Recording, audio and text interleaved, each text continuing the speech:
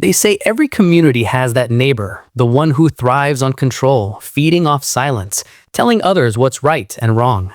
For Frank Oliver, living quietly on the edge of his ranch, that neighbor carried a face and a name that the entire HOA whispered about: Karen. She wasn't content enforcing rules on lawns, mailboxes, or paint colors.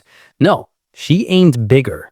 When Frank refused to bend, when his Bison ranch remained a proud statement of independence, the lines between neighborly disputes and something much more sinister began to blur. One uninvited intrusion would turn Karen's obsession into chaos, and her arrogance into something brutally unforgettable. Frank Oliver had built his ranch with his own hands. Generations before him had poured sweat into the soil, but Frank carved out something different. On the wide-spanning acres of land settled near the edge of town, he raised a herd of bison, animals he admired for their strength and resilience. Against the manicured lawns and scripted segments of the HOA-controlled subdivision nearby, Frank's ranch was defiance itself.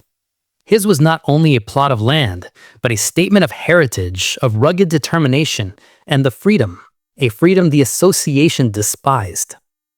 Karen, however, wasn't merely an HOA president. She was the embodiment of a mindset that couldn't tolerate difference.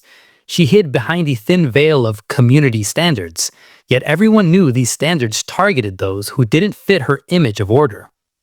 She had felt complaints, letters, summonses, claiming the bison were dangerous, unsanitary, threatening property values. Yet no court had ever sided with her. But Karen didn't quit. To her, Frank's lands wasn't just unsightly, it was a reminder of a world she couldn't control, a man she couldn't intimidate. These grudges, masked as rules, were about power, and for Frank, that meant constant harassment.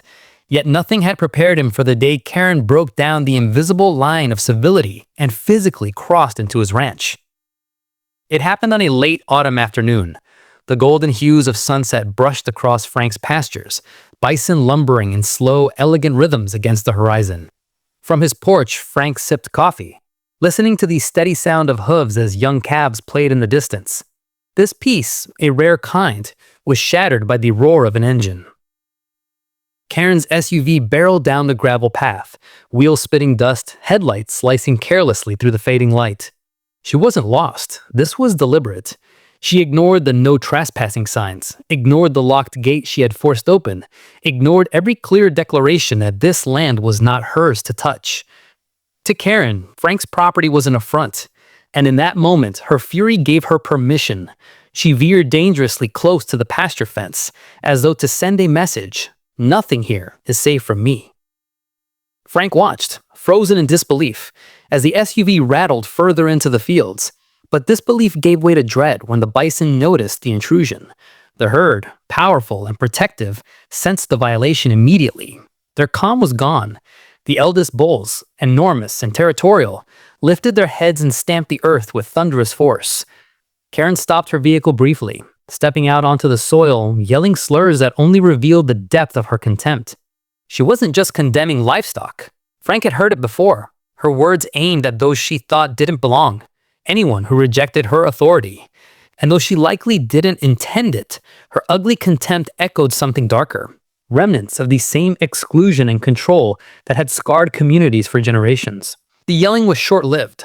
As she retreated back into her vehicle, slamming the door shut, it was already too late. The bison had noticed her. They advanced. Frank's pulse quickened. He wanted to call out, to warn her, but his voice locked. What came next would sear into memory forever. The bison charged. At first, Karen revved her engine, confident it would intimidate them. But nature will not be cowed by arrogance. The first bull rammed against the side of the SUV, metal shrieking under impact.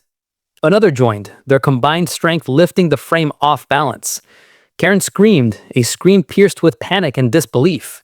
She had entered their territory without respect, and now the herd answered in kind.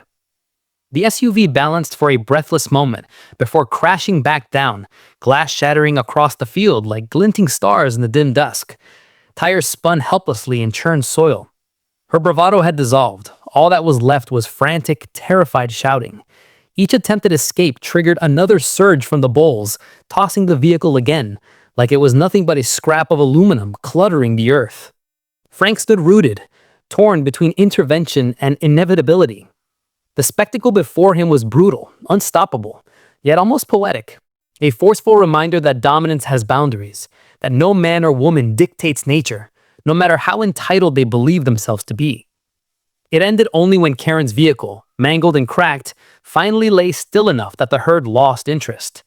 The animals snorted, stomped loudly, then lumbered away, returning to their grazing as though none of it had ever mattered.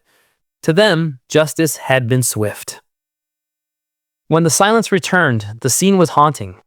Karen remained in her vehicle, shaken, face pale against the glow of a fractured dashboard. She hadn't died that evening, but something inside her had shifted. For once, she was not the one in control. Frank approached slowly, his boots crushing small stones beneath the fading light. He looked not with satisfaction, but with the heavy weight of a man who understood that this was about more than just a fence crossed or an ego bruised.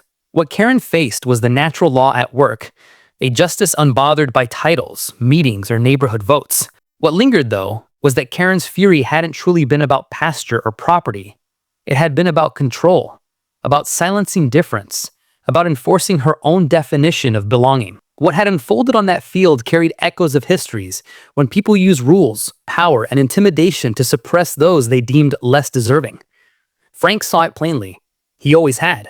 Karen left with a totaled SUV that night, but perhaps more importantly, with the unmistakable memory of what happens when arrogance meets resistance, too immovable to break. And as Frank stood on his porch once again, Bison calm under the starlit sky, he asked himself, not for the first time, when will people learn to live and let others live? When will the pursuit of control finally give way to respect? Because until it does, history will repeat itself. The faces change, the voices shift, but the story of oppression, of dominance disguised as rules, will remain.